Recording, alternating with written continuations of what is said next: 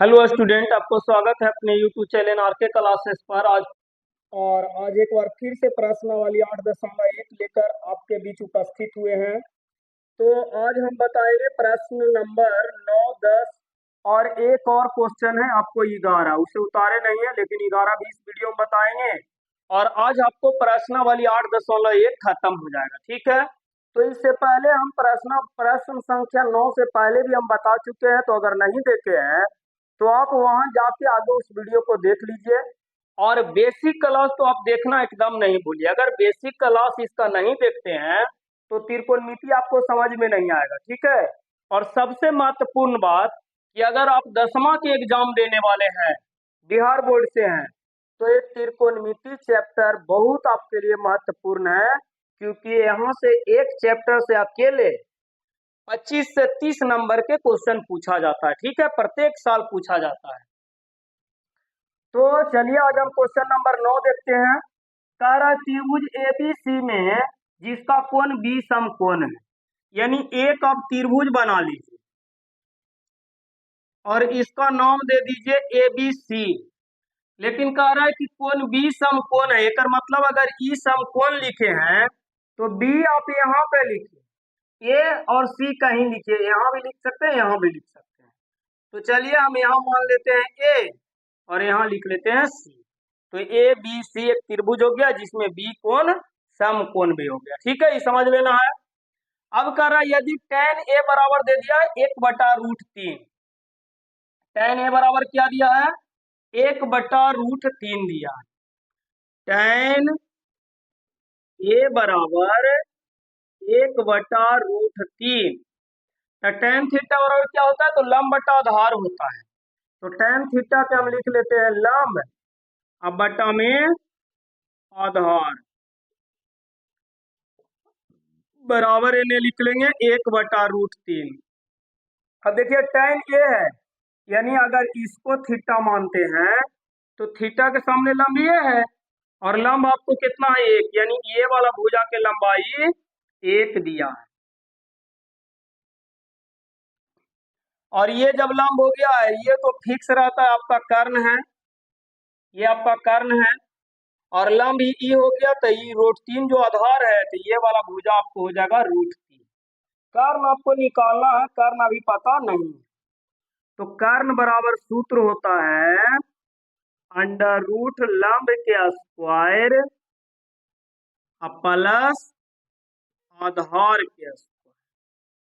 लंब के स्क्वायर करेंगे तो लंब आपको कितना है 1 है, तो 1 के स्क्वायर प्लस आधार के स्क्वायर, तो आधार कितना है, तो यहाँ से देख लीजिए आधार √3 है, तो √3 के स्क्वायर कर देंगे। 1 के स्क्वायर करेंगे तो 1 ही होगा, और √3 का स्क्वायर करेंगे तो 3 तिया 9, और रूट में है तो 9 के फिर वर्गमूल 3 होगा। या इसको ऐसे कर सकते हैं कि स्क्वायर से रूट काट लीजिएगा तो 3 के 3। अब जोड़ दीजिएगा, 3 में 1 तक कितना हो जाएगा, तो 4 हो जाएगा। 4 के वर्गमूल आप जानते हैं कि 2 होता है, यानी कर्ण आपको निकल गया कितना 2। अब आ जाइए पहला नंबर क्वेश्चन क्या कह रहा है। तो एक नंबर क्वेश्चन आपको है sin A into cos C, sin A into cos C plus cos A into sin C, ठीक है। अब यहाँ देखिएगा साइन, साइन के सूत्र क्या होता है, तो साइन थीटा का सूत्र हो जाता है लंब बटा कर्ण, गुना कॉस के सूत्र क्या होता है, तो कॉस के होता है आधार बटा कर्ण, फिर प्लस कॉस, तो यहाँ कॉस के आधार बटा कर्ण, तो यहाँ भी कॉस के आधार बटा कर्ण, आधार बटा के कर्ण। अब इंटू है यानी गुना है, साइन के लंब बटा कर्ण, ठीक है। अब ये यहाँ से ध्यान दीजिएगा कि ये जो है साइन ए है, ठीक है ना, तो साइन ए है एक मतलब लंब ये होगा, तो लंब के जगह हम लिखेंगे कितना, तो लंब के जगह हम 1 लिखेंगे, अब बटा में सब के कर्ण है तो कर्ण फिक्स है कि दूर रहेगा, ठीक है, गुना। फिर देखिए कौस सी कह रहा है तो कौस सी कह रहा है तो थीटा ई लेंगे तो लंब ये हो जाएगा, ठीक है ना। हमको लिखना आधार का, आधार तो फिर एक ही हो जाएगा। अब बटा में कर्ण कितना 2। जैसे देखिए साइन ए कह रहा है तो ए कह रहा है तो थीटा ये वाला लेंगे तो थीटा ये वाला लेंगे तो लंब ये हो जाएगा, ठीक है। यानी आगे देखिए हम एक जगह लिख देते हैं कहीं इसका, जैसे अगर थीटा बराबर ए लेते हैं, ठीक है, थीटा बराबर अगर ए लेते हैं तो इसके सामने ये होगा लंब, यानी लंब हो जाएगा कितना, तो लंब हो जाएगा ये। अच्छा बनाते वक्त ऐसा लिखना नहीं है, ठीक है ना, ये कहीं साइड पेज में ऐसे लिख सकता है और लिख के इसको मैं मान रखे में आसानी हो, क्योंकि ये चीज जानता है कि जेरा थीटा कहेंगे थीटा के सामने वाला लंब होगा। अब यहाँ कह रहा है साइन ए तो एक मतलब ये लंब थीटा लेवे कह रहा है ए को थीटा लेंगे तो लंब ये हो जाएगा और लंब ये हो गया तो ये वाला बच गया जो क्या हो गया आधार हो गया और आधार आपको कितना हो जाएगा, तो आधार आपको √3 हो जाएगा ठीक है। अब यही जगह पे कहीं कहीं देखिए सी दे है, यानी थीटा सी भी लेवे कह रहा है तो अगर थीटा सी लेंगे तो एक कर सामने लंब ही हो जाएगा, यानी थीटा बराबर किसको सी लेते हैं, सी लेते हैं तो एक कर सामने ये लंब यानी लंब हो जाएगा कितना, लंब हो जाएगा √3। ये हो गया लंब तो ये हो जाएगा आधार। यानी देखिए लंब और आधार बदल रहा है, एक ए को थीटा माने तो लंब 1 हुआ लेकिन सी को थीटा मान लिए तो लंब √3 हो गया, ए को थीटा माने तो आधार √3 हुआ, सी को थीटा माने तो आधार 1 हो गया। अब इसे मान रखिएगा साइन ए कह रहा है तो ए वाला में देखना ये रहा वाला में तो मान ई वाला यहाँ से यहाँ तक तल्लंब है सूत्र, तल्लंब कितना है जी, तल्लंब 1 है तो 1 लिखेंगे। और कर्ण है बटा में तो कर्ण तो फिक्स है कि 2 होगा। फिर कह रहा है सी अबरी लगल है गुना तो गुना दे देंगे सी, तो सी कह रहा है तो एरा में आ जाना है कि सी इसको लिखे हैं। आधार तो सी वाला में आधार कितना 1, क्योंकि सी माने है तो ई वाला लंब हो जाएगा ये ही फिर आधार होगा तो आधार की जगह 1 और कर्ण 2 के 2 रहेगा प्लस कौस ए, फिर ए वाला में आ जाओ और कौस ए आधार तो ए वाला में आधार कितना है जी √3 है। अब बटा में कर्ण तो कर्ण तो 2 रहेगा गुना कौस साइन सी तो सी वाला में आ जाओ और सी वाला में लंब साइन सी लंब बटा कर्ण तो लंब के मान कितना है √3 है तो √3 लिख लीजिए। अब बटा में कर्ण है तो 2 के 2 लिख लीजिए। अब इसको मिटा देते हैं, आप चाहिए तो इसको आप नोट कर सकते हैं और इस प्रकार से लिख सकते हैं, ठीक है।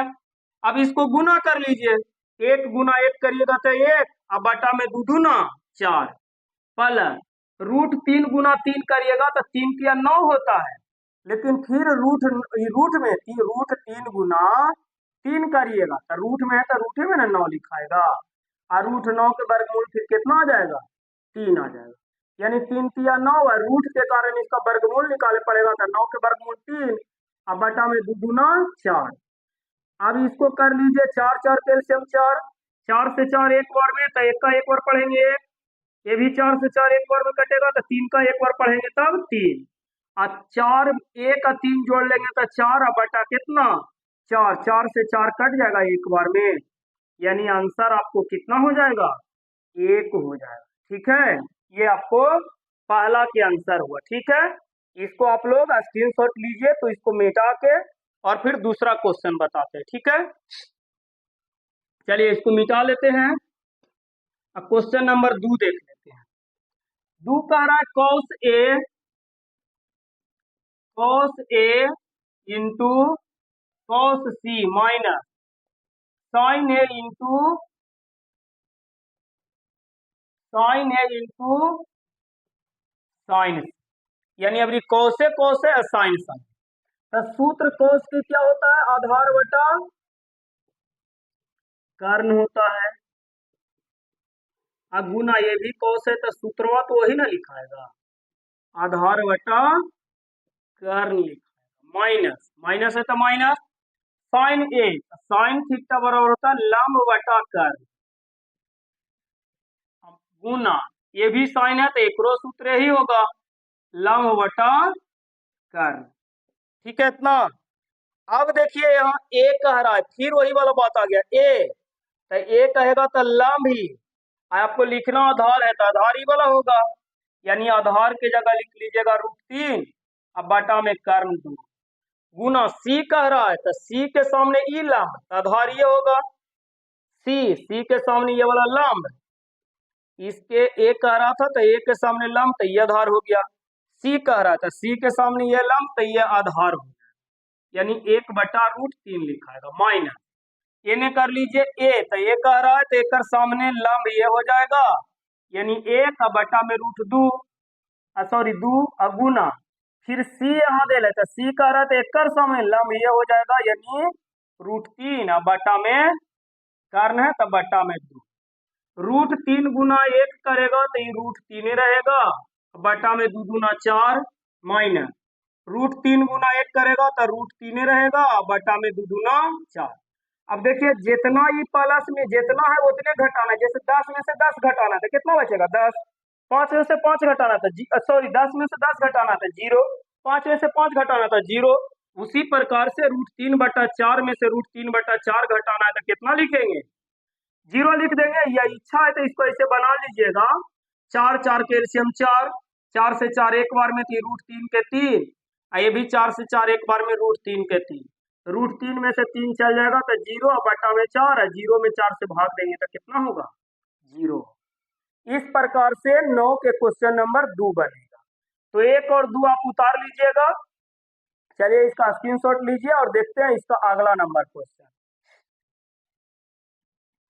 क्वेश्चन नंबर 10 देखिए,